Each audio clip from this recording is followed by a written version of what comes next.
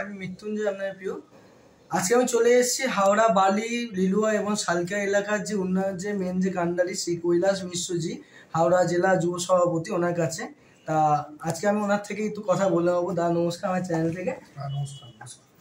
এত যে একটা উন্নয়ন মমতা বন্দ্যোপাধ্যায় এবং অভিষেক বন্দ্যোপাধ্যায়ের হাত ধরে, এই যে আপনাদের প্রতি যে এত যে মানুষের ভালোবাসা, এবং কৈলাসজিকে এমন কোনো মানুষ চেনে না, যে এরকম মানুষ নেই যে চেনে না কৈলাসজিকে। এরা নিয়ে যদি আমার দর্শকদের কিছু বলেন। দেখুন, এই সমস্ত ভালোবাসা, আশীর্বাদ, কাজ তার কাণ্ডারি হচ্ছেন মমতা বন্দ্যোপাধ্যায়। দিদি আমাদেরকে এত সুযোগ করে দিয়েছেন কাজ করার জন্য, এবং দলের তরফ থেকে আমাদের নেতা সেনাপতি অভিষেক বন্দ্যোপাধ্যায় তার যে নির্দেশ, তার যে ইনস্ট্রাকশন, সে ধরে আমরা কাজ করি। এবং দুজনই, দিদি আর এবি, দুজনই সারাদিন শুধু মানুষের জন্য ভাবেন। তাই আমরাও কিছুটা তাদের পথ অনুসরণ করে মানুষজনের কাজ করি, এবং সেই কাজটা যেন মানুষ ভালো চোখে নেয়, এটাই আশা করে থাকি। তাই জন্য কিছু মানুষ ভালোবাসা দেন, কেউ আশীর্বাদ দেন, কেউ আবার বেশ বিশেষ দেন, আবার কোনো বিরোধীদের খারাপও লাগে। সেইটাই আছে। 26-এ ইলেকশনে যদি একটু কিছু বলেন। 26-এ ইলেকশনে মমতা বন্দ্যোপাধ্যায় আবার চতুর্থবারের মুখ্যমন্ত্রী হবেন।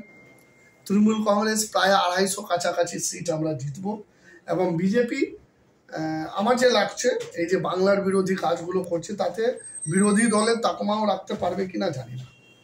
আচ্ছা, এই বাংলাদেশিদের মানে বাঙালিদের যে বাংলাদেশি বলে যে গায়ে হাত দেওয়া এবং অত্যাচার করা হচ্ছে, এই ব্যাপারে যদি কিছু বলেন। দেখুন, আমরা অনেকবার বলেছি, অনেক সময় বলেছি, এইদিকে চলে আসুন, আমরা অনেক সময় অনেকবার বলেছি যে বিজেপি দল হচ্ছে মেনলি বাঙালি বিরুদ্ধে, বাংলার মাটির বিরুদ্ধে, এবং তাদের ভয় বাঙালিদের থেকে, বাংলার মাটি থেকে তাদের ভয়। কেন, এই মাটি হচ্ছে দেশের স্বাধীনতা আন্দোলনের প্রথম থেকে শেষ অবধি নেতৃত্ব দিয়েছেন।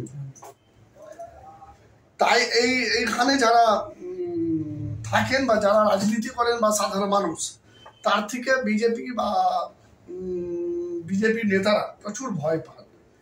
তাই ওনারা ভোটে হারাতে পারেন না, ঘুরিয়ে বাংলার মাটিকে অপমান করেন, বাঙালিদের অপমান করেন, বাংলাভাষীদের উপর অত্যাচার করেন, এবং যত এই অত্যাচার বা অপমান চলবে, বাংলার মানুষ অত প্রতিবাদের ঢল তুলবে, এবং বাংলার মানুষ তার জবাব দেবে, দেশ থেকে বিজেপিকে ছুড়ে ফেলবে। আচ্ছা, আগামী দিনে মুখ্যমন্ত্রী হিসেবে কি মমতা বন্দ্যোপাধ্যায় না অভিষেক বন্দ্যোপাধ্যায়, কাকে চাইছেন দেখতে? আগামী দিন মানে এবারের 26-এ মমতা বন্দ্যোপাধ্যায় মুখ্যমন্ত্রী থাকবেন চতুর্থবার। মমতা দিদি যতদিন বাঁচবেন ততদিন মুখ্যমন্ত্রী থাকবেন। মমতা বন্দ্যোপাধ্যায়ের পর অভিষেক বন্দ্যোপাধ্যায় মুখ্যমন্ত্রী হবেন। মমতা বন্দ্যোপাধ্যায়ের পর অভিষেক বন্দ্যোপাধ্যায় মুখ্যমন্ত্রী হবেন। এটা চাই না, এটা বাংলার মানুষ চায়, দেশের মানুষ চায় যে দিদির উত্তরাধিকারী যদি কেউ থাকতে পারে, তার নাম অভিষেক বন্দ্যোপাধ্যায়।